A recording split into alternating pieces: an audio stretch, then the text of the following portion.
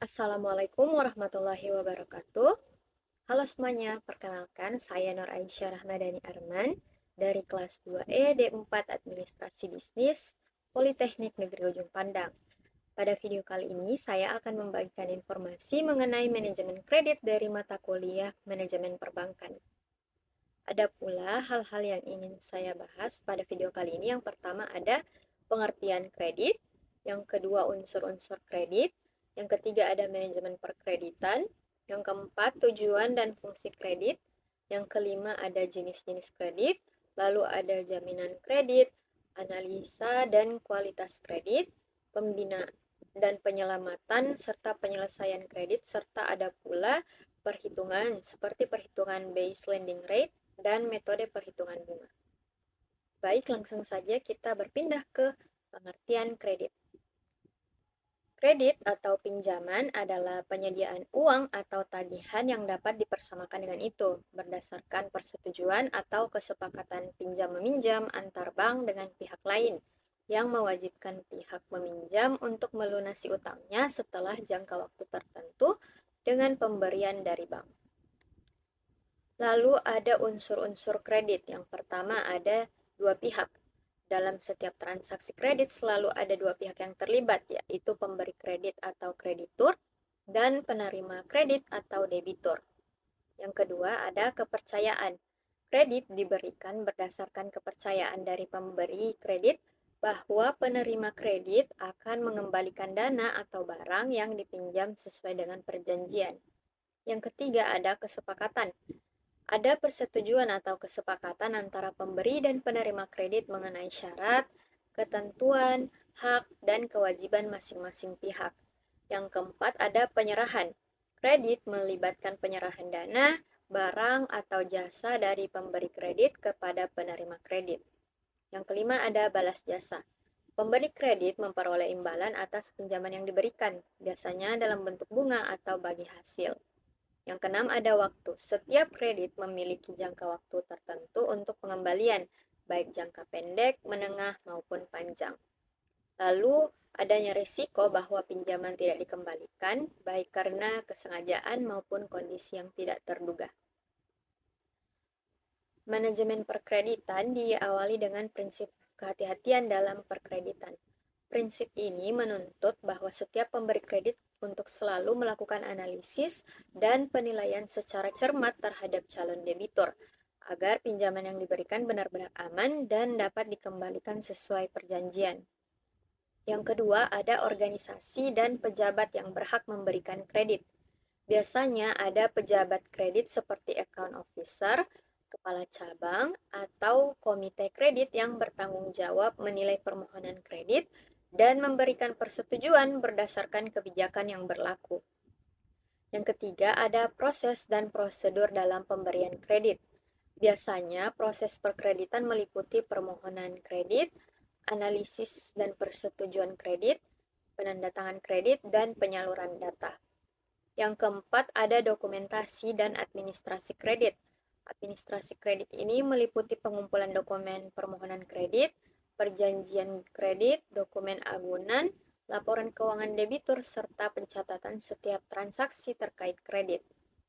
Yang kelima, ada pengawasan dan pembinaan kredit.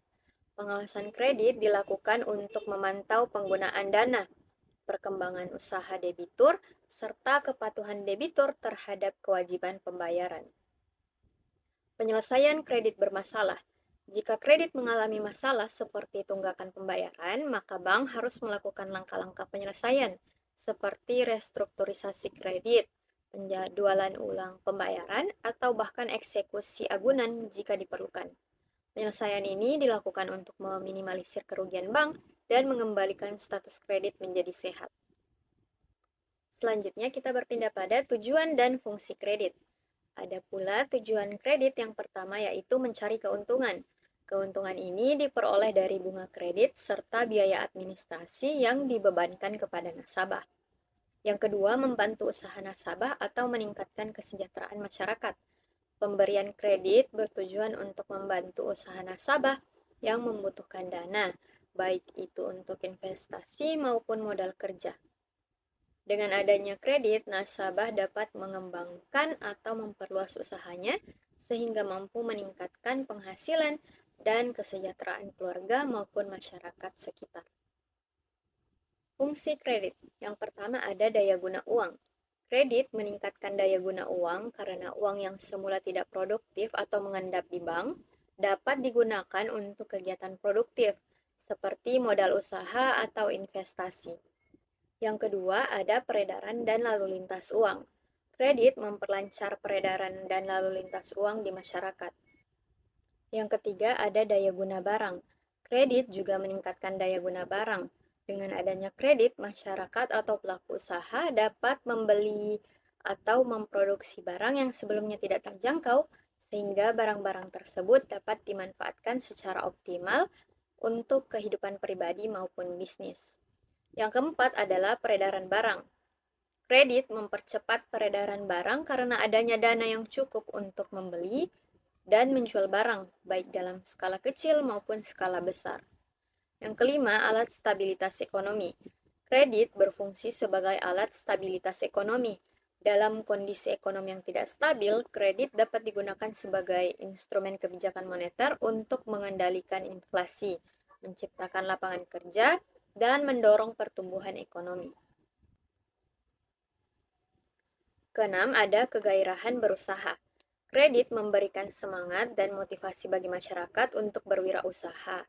Dengan adanya akses kredit, masyarakat tidak perlu menunda atau membatalkan rencana usahanya karena keterbatasan modal. Yang ketujuh, ada pemerataan pendapatan.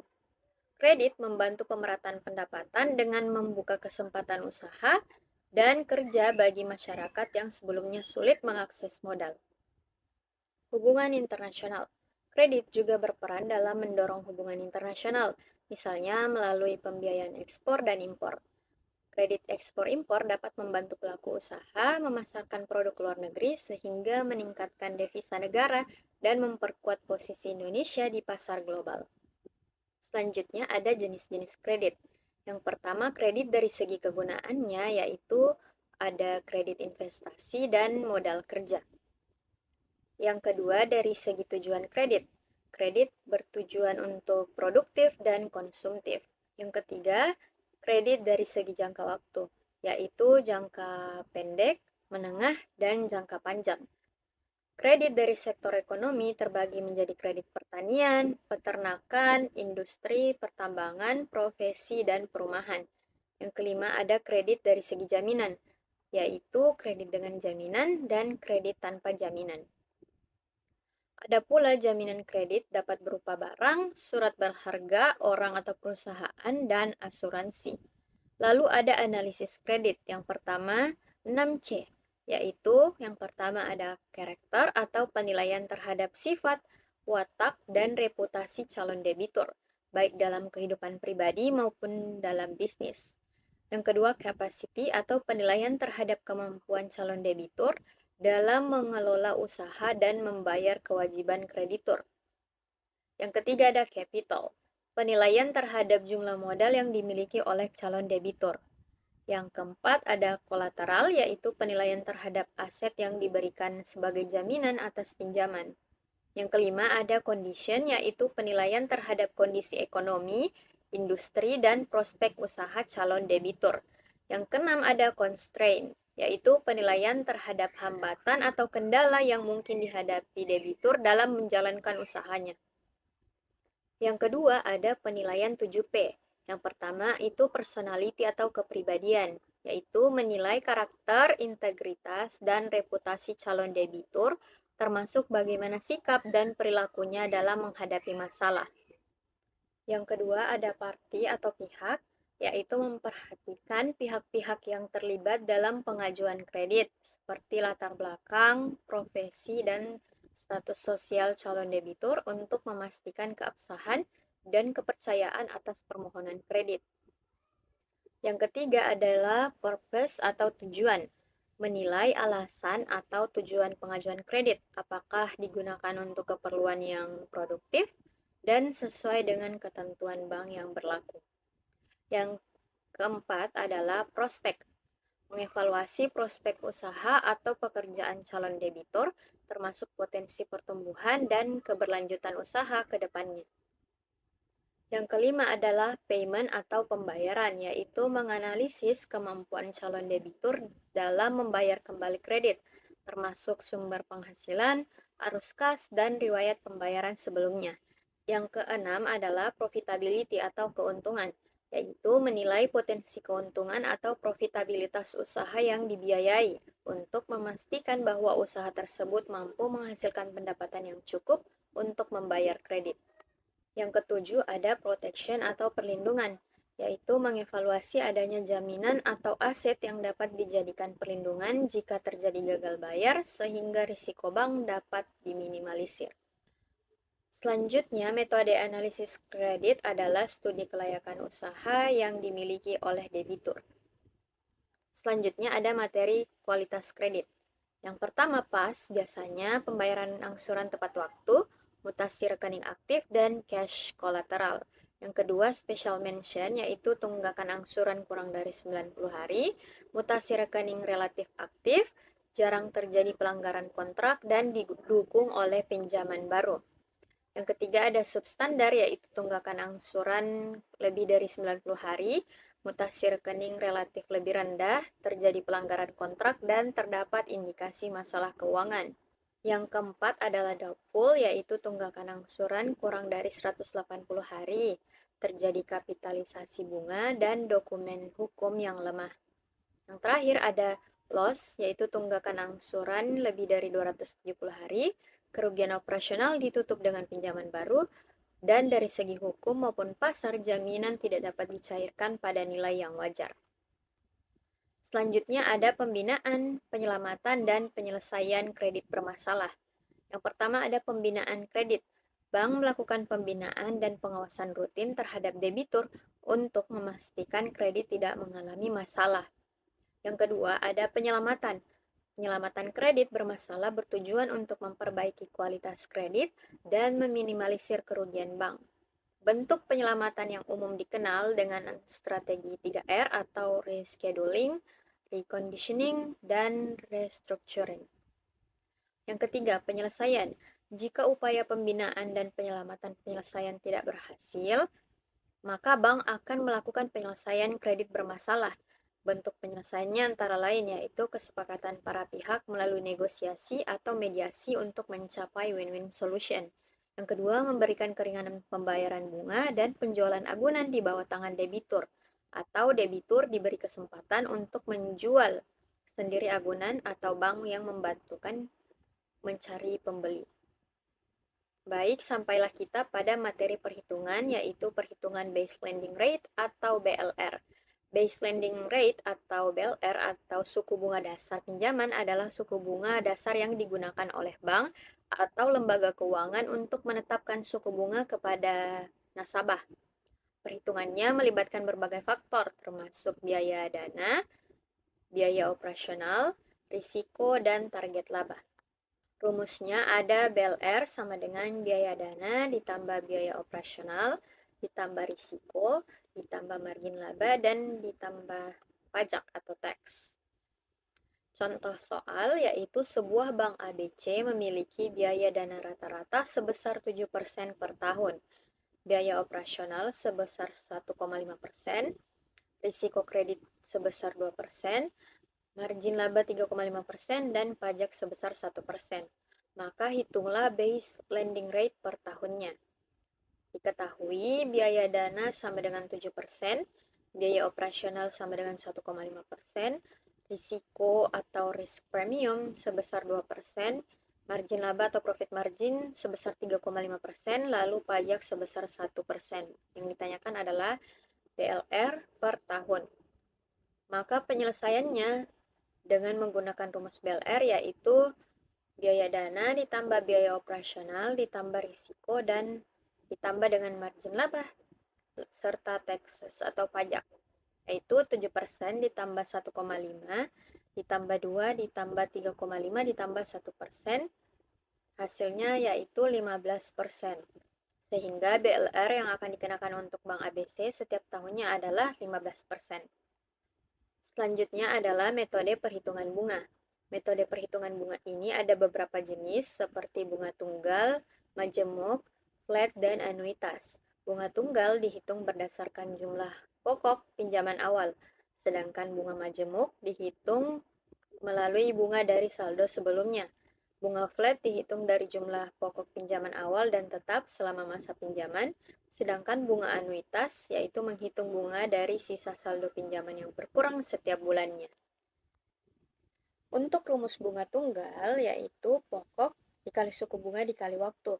Contoh, jika Anda menyimpan uang sebesar 5 juta rupiah dengan bunga sebesar 8% selama 6 bulan, maka bunga yang akan diperoleh adalah 5 juta dikali 8% dikali 0,5 yaitu 200 ribu. Lalu ada rumus untuk bunga majemuk yaitu future value sama dengan present value dikali 1 ditambah suku bunga pangkat N, di mana future value adalah nilai masa depan dan present value adalah nilai sekarang dan N adalah jumlah periode.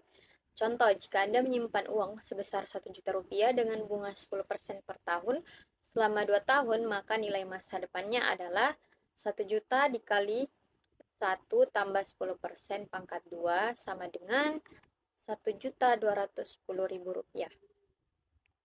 Selanjutnya adalah rumus bunga flat, yaitu bunga per bulan sama dengan pokok pinjaman dikali suku bunga dikali jangka waktu kredit dibagi jumlah bulan.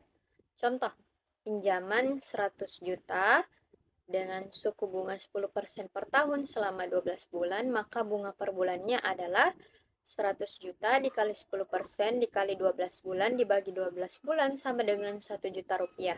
Yang keempat, bunga anuitas. Rumusnya, bunga dihitung dari sisa saldo pinjaman setiap bulan.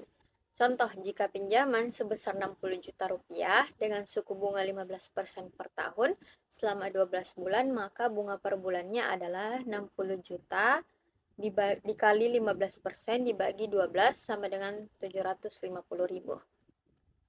Lalu ada kutipan motivasi dari Benjamin Franklin yaitu Beware of little expenses. A small leak will sink a great ship. Artinya yaitu jangan remehkan pengeluaran kecil karena akumulasinya dapat menyebabkan masalah keuangan yang signifikan seperti sebuah kebocoran kecil yang dapat menenggelamkan kapal. Kutipan ini menekankan pentingnya untuk memperhatikan setiap pengeluaran kita, bahkan yang sepele karena secara kumulatif dapat menggerogoti keuangan dan bahkan mengancam keberhasilan finansial jangka panjang kita. Baik, itulah tadi pemaparan materi mengenai manajemen kredit dari saya. Semoga informasi yang saya berikan dapat bermanfaat bagi teman-teman semua. Sampai jumpa di video selanjutnya dan saya memohon maaf apabila terdapat kekurangan dalam informasi yang saya sampaikan. Wabillahi taufiq wal hidayah. Wassalamualaikum warahmatullahi wabarakatuh.